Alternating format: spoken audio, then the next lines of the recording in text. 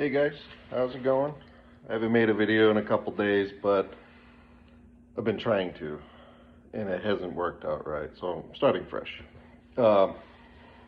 Jabez, he's being bad today. Lay down. All right. So I wanted to talk about a concept that a lot of people have not fully grasped yet. And it's not that they can't, it's just that they don't know where to find the information, they don't have time, they don't ever put in the effort to really try to figure it out. So I'm going to try to make it simple for everybody. And the topic is forsaking the things of this world. So here's really what I'm trying to convey. It's a concept. It's a state of mind that has to be implanted in your head. In the Bible, you can read about the seal of God being in the forehead, and it's as hard as flint. It's an adamant, as an adamant in the forehead.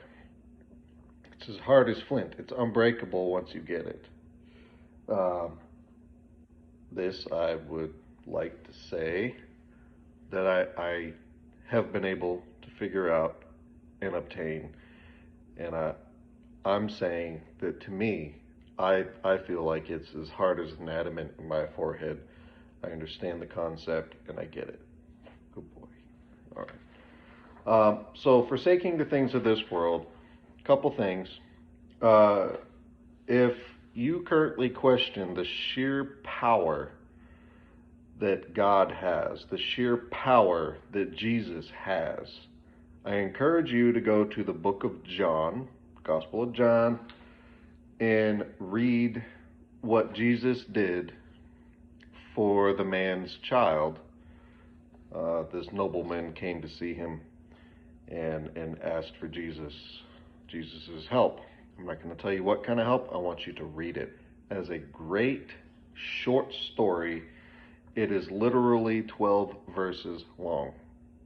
John chapter 4, verses 43 through 54. If you read that, you're going to see the sheer power that Jesus had in that particular moment, just by speaking certain words. You'll see. Read it. John chapter 4, verses 43 through 54. Check it out if you got time.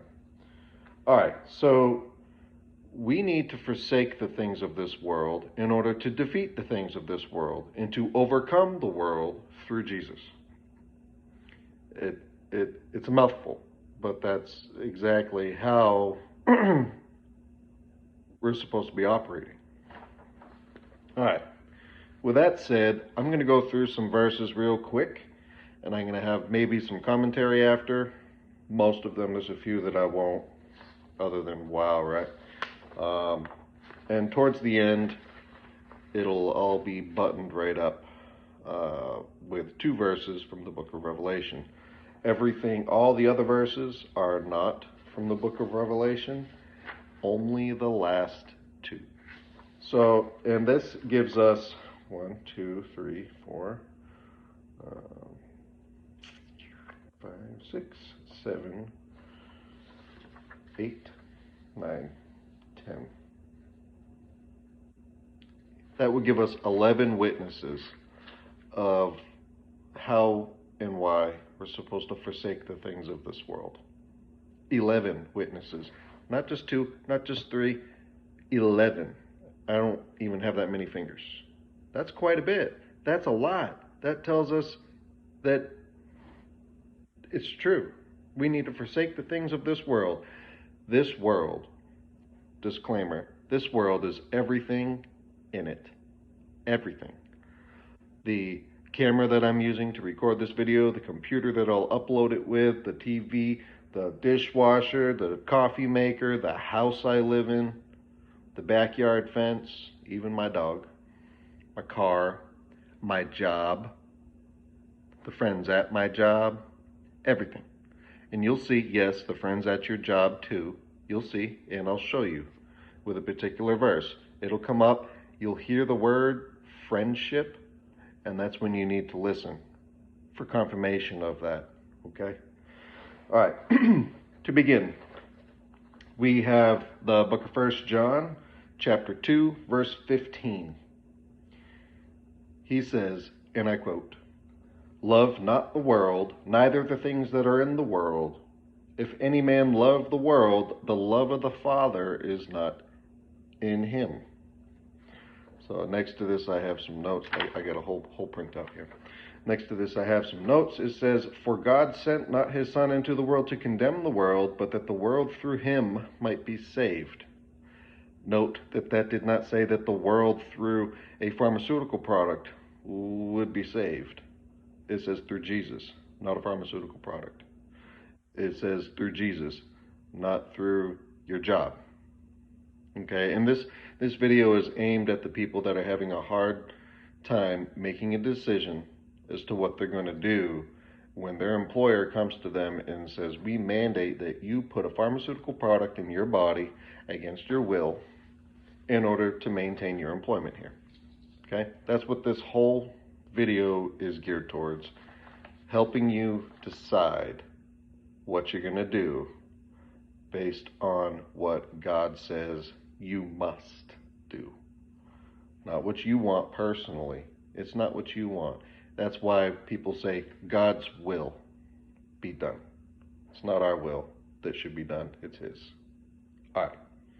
So that's note number one, that the world through him might be saved. Not other people, not your neighbors.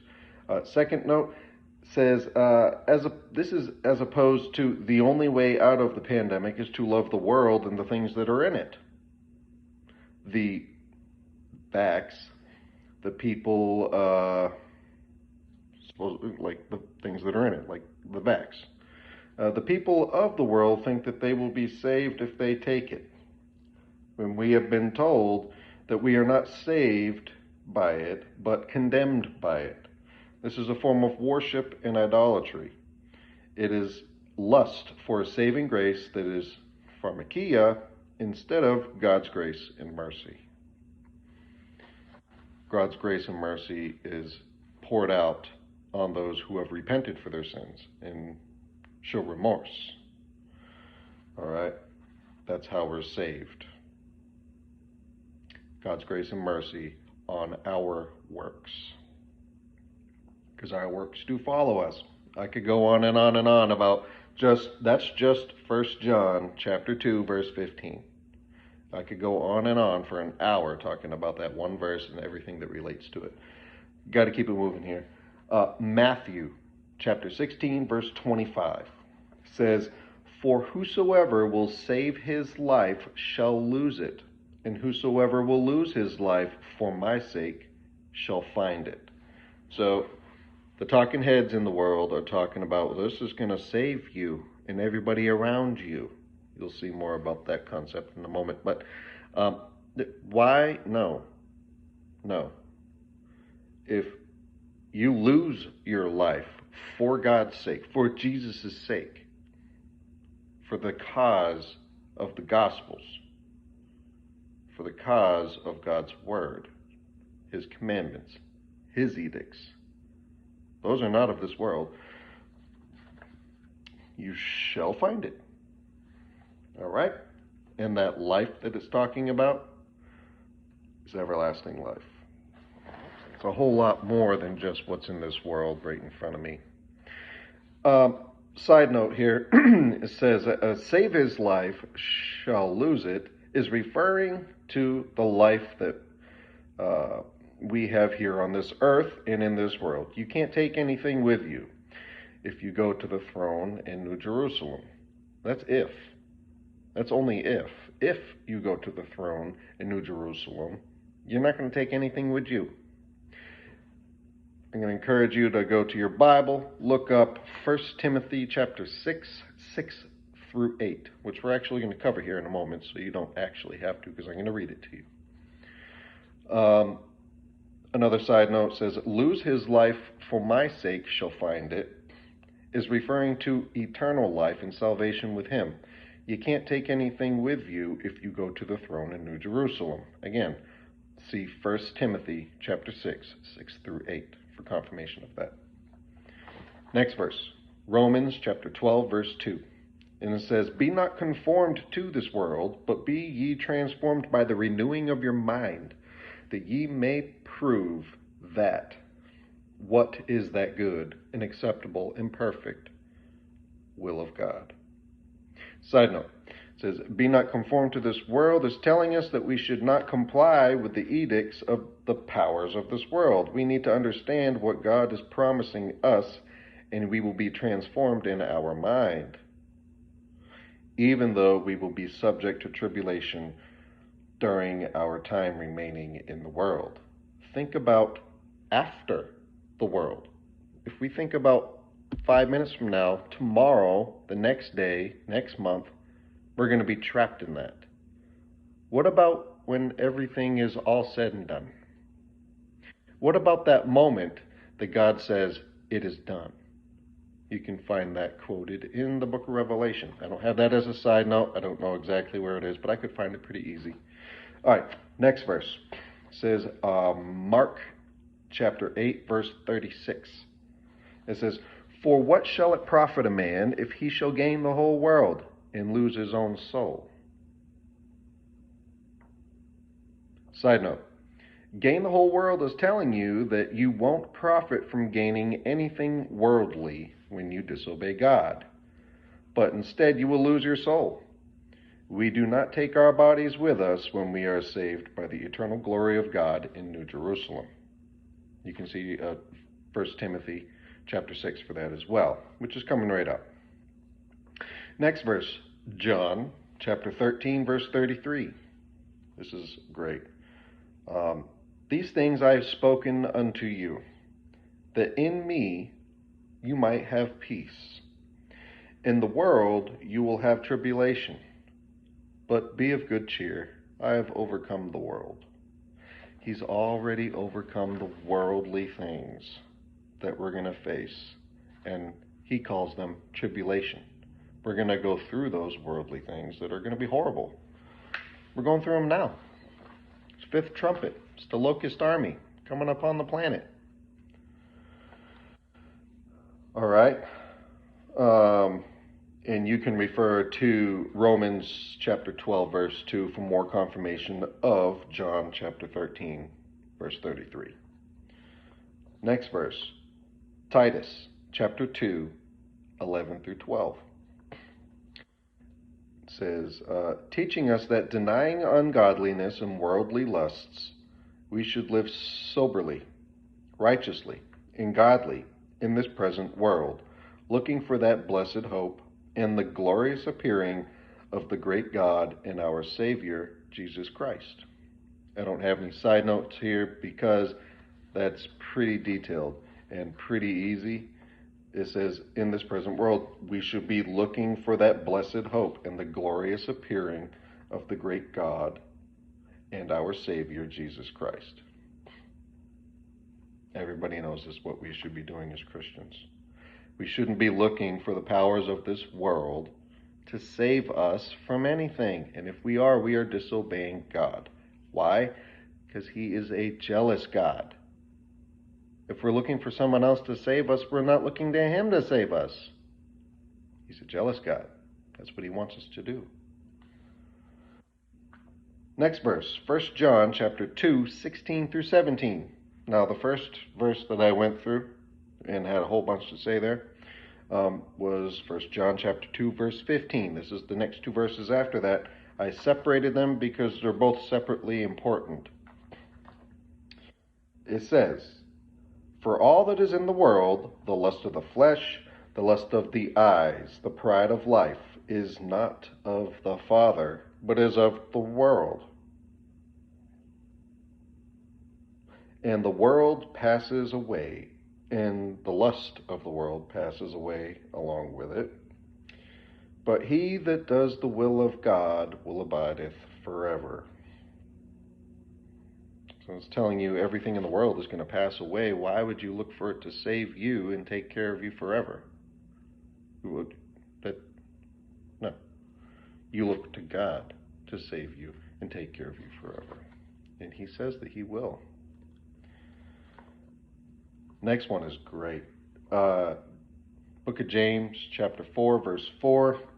It says, You adulterers and adulteresses, know ye not that the friendship of the world is enmity with God? Whosoever therefore will be a friend of the world is the enemy of God.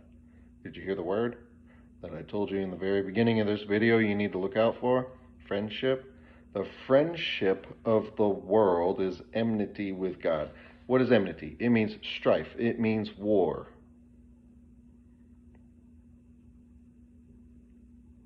Are you seeing it? Are you getting it? All right. So the friendship of the world is enmity with God. Whosoever therefore will be a friend of the world is the enemy of God. Look at what you see on TV. Look at what you hear people talking about all the time. CNN this and CBS News and Fox News and all that stuff. What are these people, these talking heads telling you? They're telling you, you got to do it for your neighbor. You got to do it for the community you live in. You got to do it for the earth. You got to be a good, moral, abiding American citizen. Anything like that is wrong, according to God. I don't owe them nothing. I don't. What I owe them and what you owe them is to love them as you love yourself. Love thy neighbor as thyself. That's what it says. It doesn't say protect thy neighbor against you or anybody else. It doesn't. We're supposed to warn, be watchmen, and we're supposed to love them. That's it.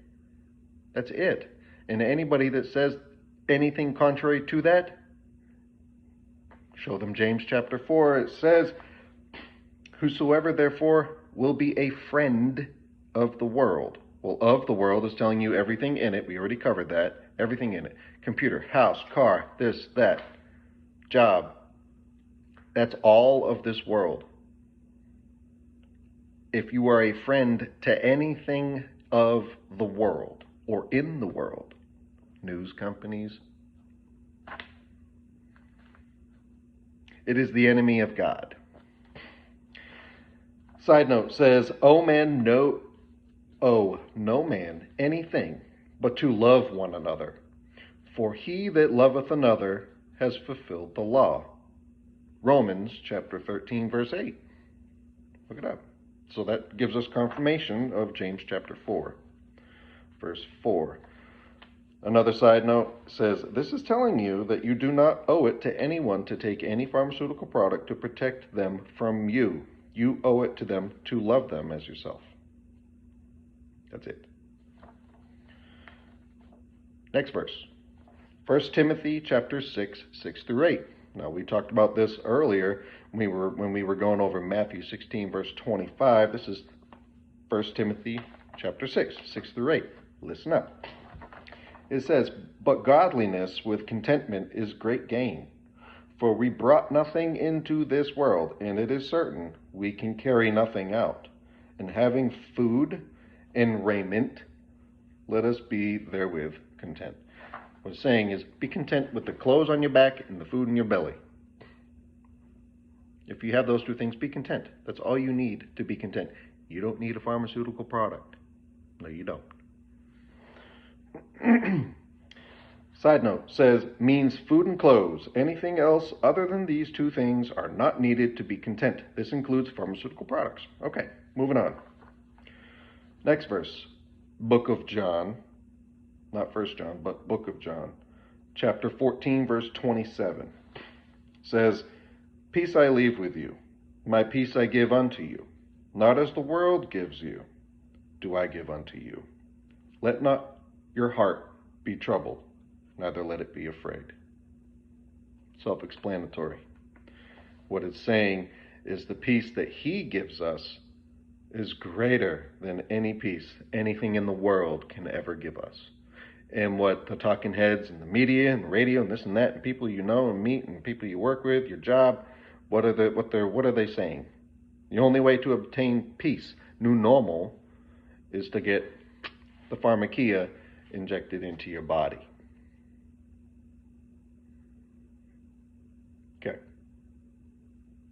Well, the last 12 verses we've gone through here clearly debunk that.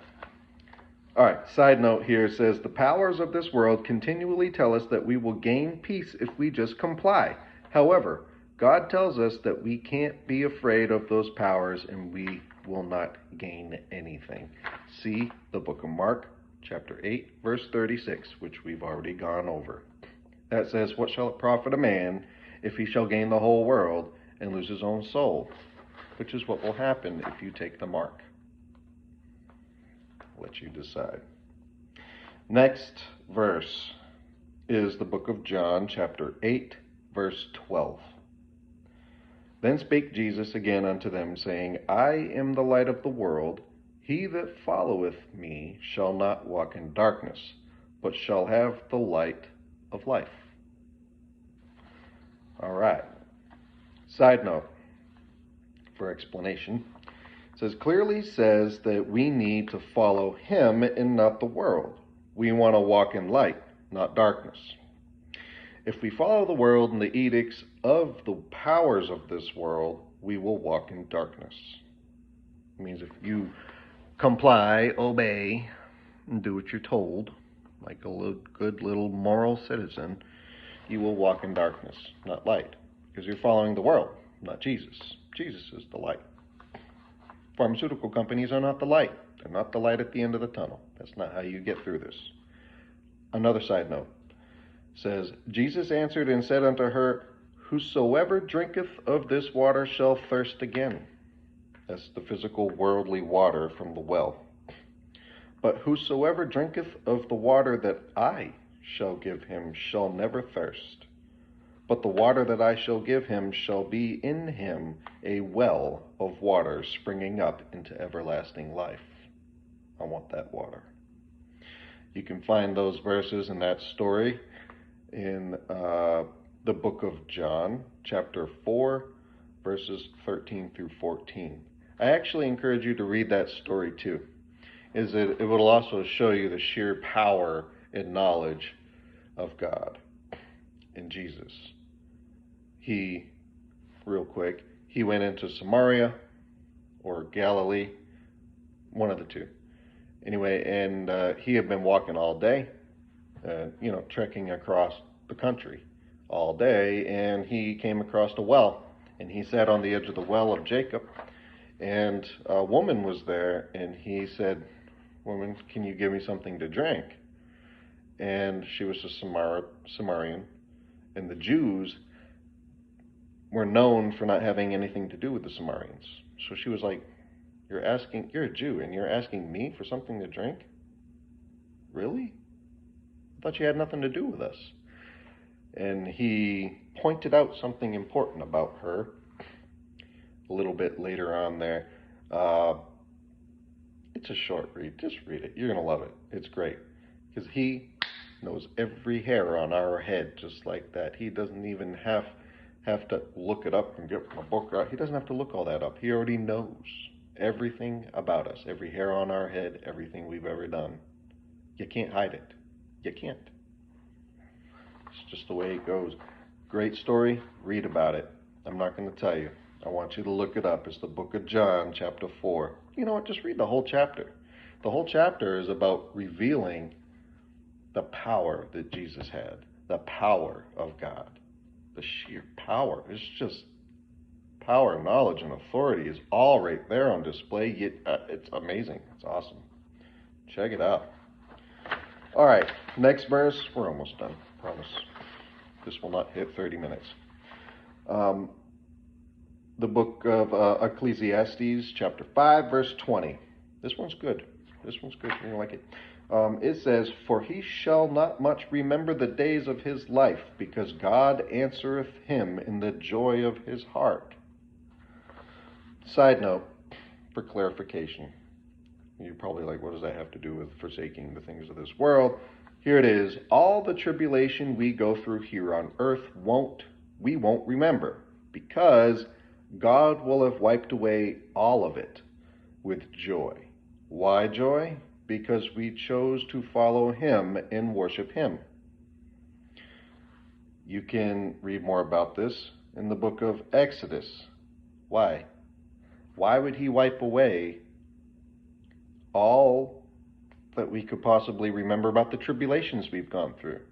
They're going to be horrible things. The things we're going through now, they're horrible. Go to the book of Exodus chapter 20, verses 5 through 6 says, "Thou shalt not bow down thyself to them, nor serve them. For I, the Lord thy God, am a jealous God, visiting the iniquity of the fathers upon the children unto the third and fourth generation of them that hate me, and showing mercy unto thousands of them that love me and keep my commandments." Important thing to take from that is that he's a jealous God. If you're worshiping anything but him, anything, could be a button on your shirt, doesn't matter. If you're worshiping anything but him, he's jealous. He wants you to worship him as little children. I think you get the point. Anyway, it says,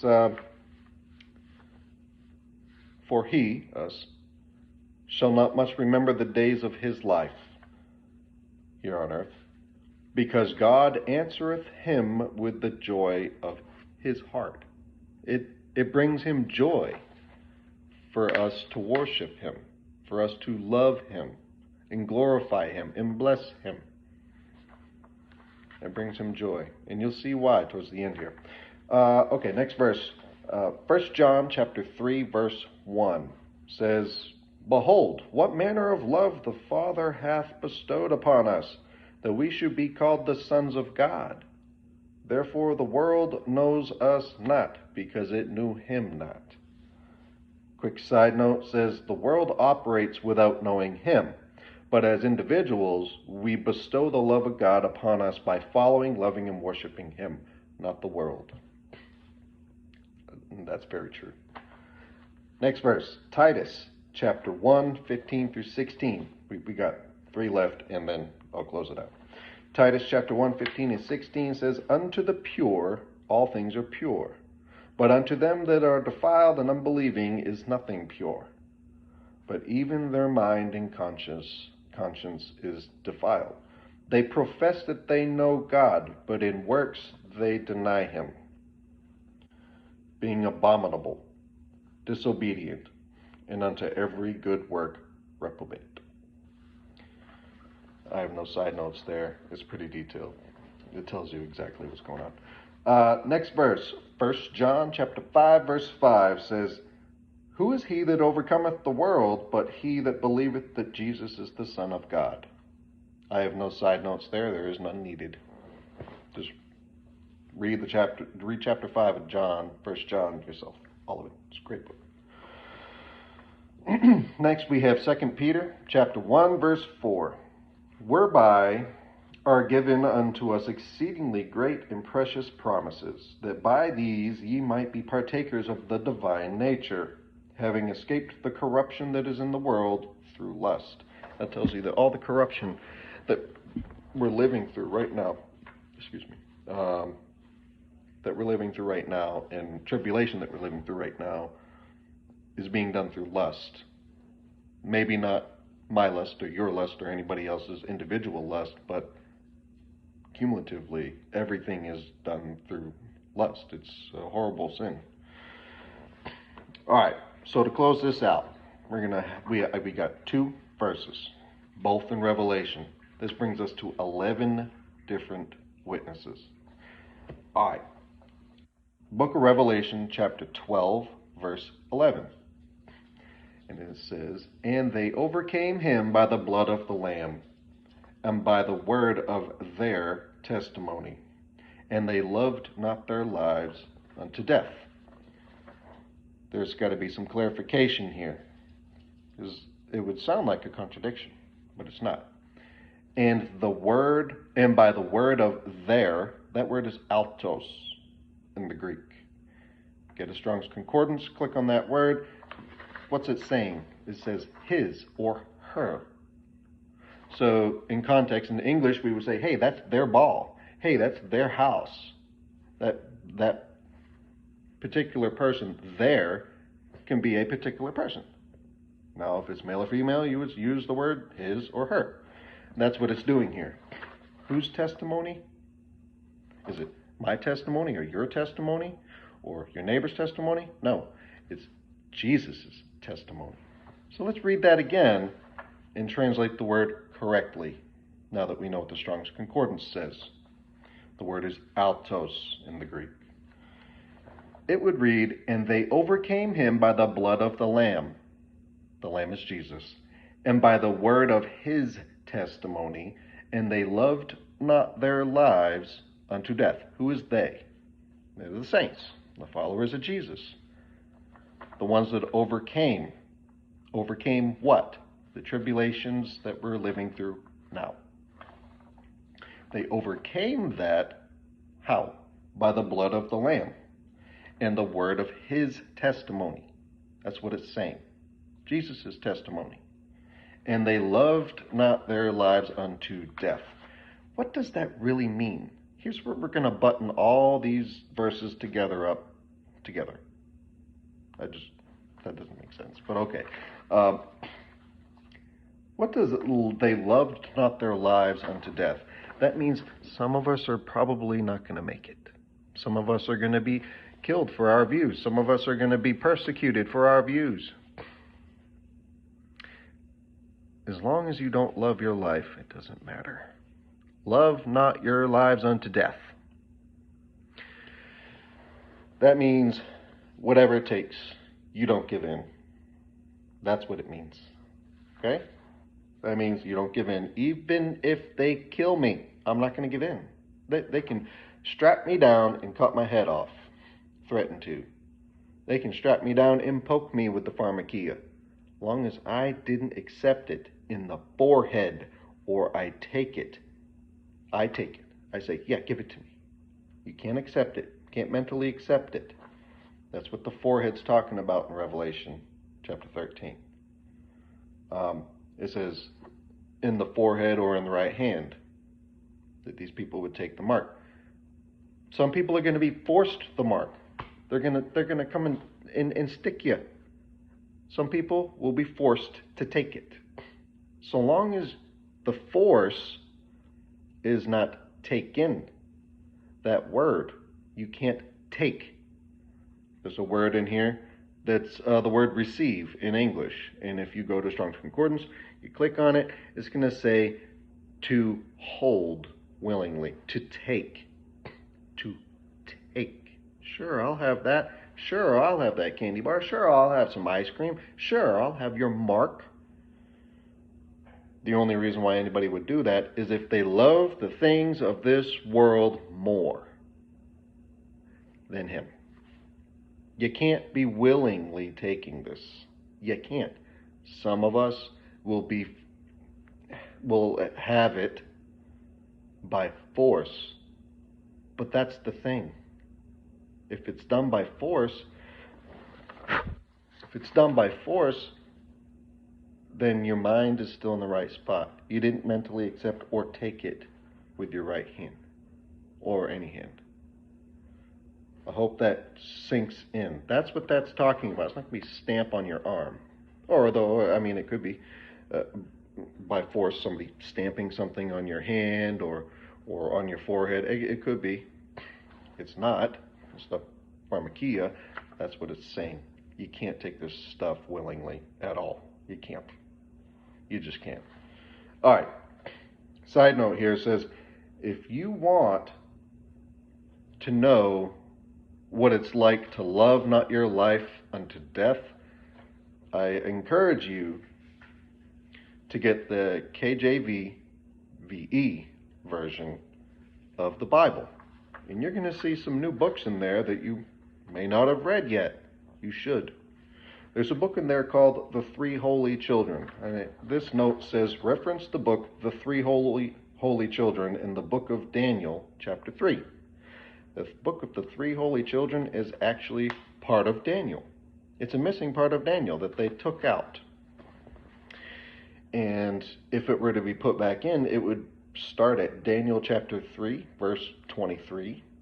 And then when that book of the Three Holy Children is done, you would pick back up at Daniel chapter 3, verse 24.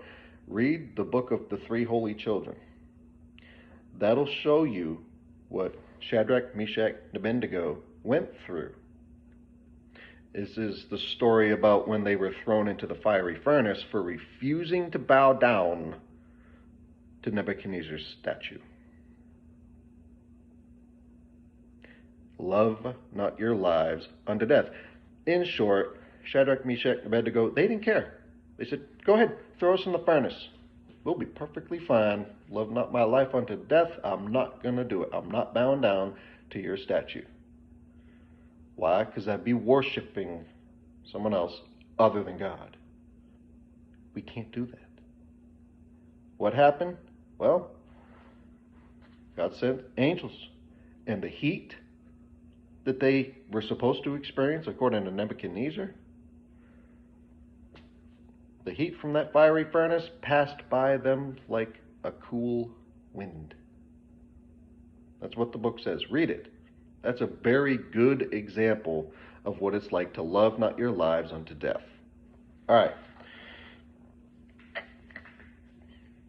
right. Quick side note, other than that. It says, the three holy children story shows us the extent that we are to worship God and God alone. Unto death, we are commanded to not bow down to false idols and powers of this world. Very important. You can't worship anything else but Him. And that's unto death. And some of us will actually die. Yeah.